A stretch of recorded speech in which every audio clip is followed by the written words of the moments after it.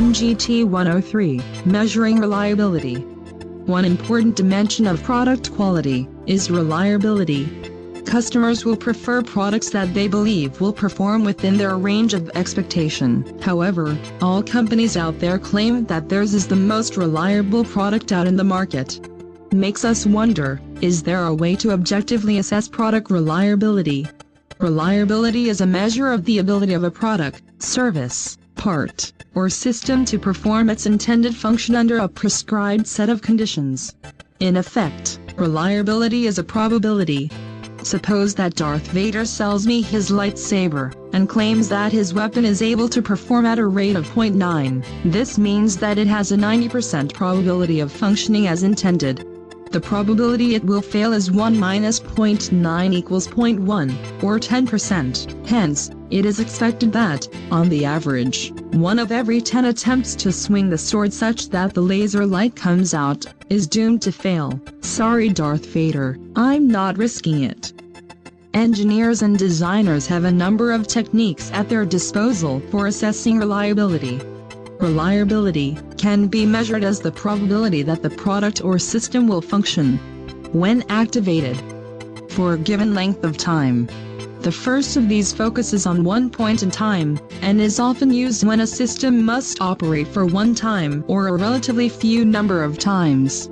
Imagine your purchase of a DVD player. You are promised by the vendor that the item will surely function every time it is powered on. Excited to enjoy the new gadget, you immediately plug it in, and lo and behold, it played music as you expected it to. This is a test of reliability that the product will function at one point in time. Determining the probability, when the product or system consists of a number of independent components, requires the use of the rules of probability for independent events. Independent events have no relation to the occurrence or non-occurrence of each other. Suppose a room has 2 lamps, and to have adequate light, both lamps must work when turned on. One lamp has a probability of working of 0.9, while the other has a probability of working of 0.8. The probability that both will work is 0.9 times 0.8 equals 0.72. Obviously, many products and systems have a large number of component parts that must all operate, so some way to increase overall reliability is needed. One approach is to use redundancy in the design. This involves providing backup parts for some items. Here's another example, now with redundancy, otherwise known as backup. There are 2 lamps in a room. When turned on, one has a probability of working of 0.9, while the other has a probability of working of 0.8. Only a single lamp is needed to light for a success. If one fails to light when turned on, the other one lights up. Hence, one of the lamps is a backup, in case the other one fails. Either lamp can be treated as the backup. The probability of success will be the same.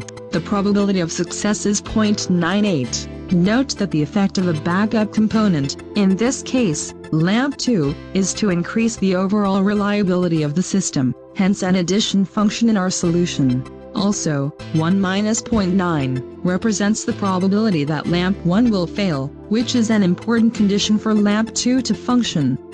Overall reliability is increased from 0.9 to 0.98. As previously stated, probabilities are also determined relative to a specified length of time. This approach is commonly used in product warranties, which pertain to a given period of time after purchase of a product. In other words, product reliability may also be framed according to the probability that the product will function according to a certain length of time.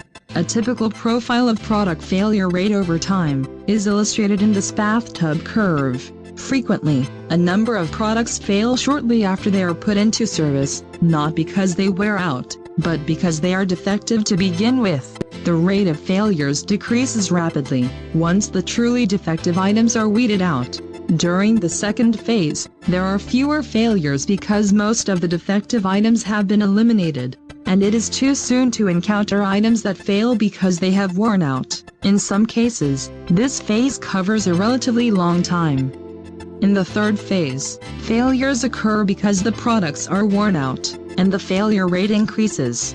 Information on the distribution and length of each phase requires the collection of historical data and analysis of those data. It often turns out that the mean time between failures, or MTBF, in the infant mortality phase, can be modeled by a negative exponential distribution. Equipment failures as well as product failures may occur in this pattern. In such cases, the exponential distribution can be used to determine various probabilities of interest. A sample problem is given as follows. By means of extensive testing, a manufacturer has determined that its Super Sucker vacuum cleaner models have an expected life that is exponential with a mean of 4 years. Find the probability that one of these cleaners will have a life that ends A. After the initial 4 years of service, and B. Before 4 years of service are completed. Letter A is asking for the probability that the vacuum cleaners will have a life after 4 years. This is clearly asking for the reliability, given both time and MTBF equals 4 years. Looking at the TMTBF column, we can find that the value 0.3679 corresponds to the previous answer of 1. Letter B is asking for the probability that the vacuum cleaners will have a life before 4 years. This is clearly asking for the rate of failure, given both time and MTBF equals 4 years. Since the reliability at T equals 4 years is 0.3679.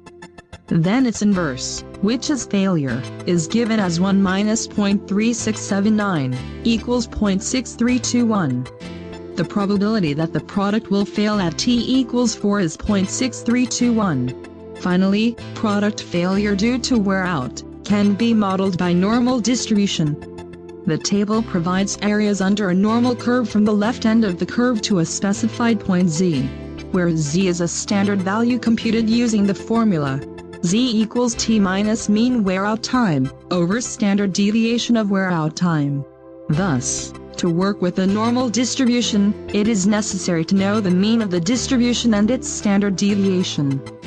You are all probably familiar with a normal distribution containing normal probabilities.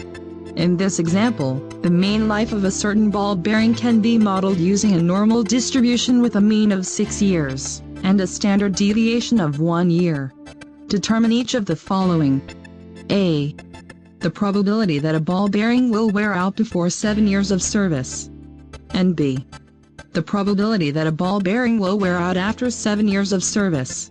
To solve A, compute Z and use it to obtain the probability directly from the normal distribution table.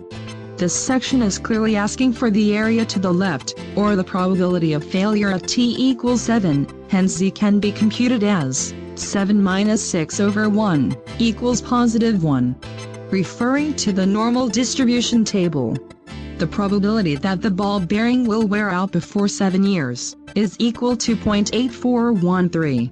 Solving B, subtract the probability determined in part A from 100% since the problem is asking for the right side of the normal curve, or the probability that the ball bearing will wear out after 7 years.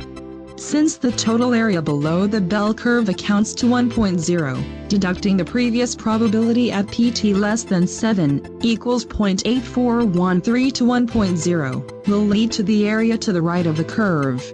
Hence the probability that the ball bearing will wear out after 7 years is 1.0 minus 0.8413 equals 0.1587.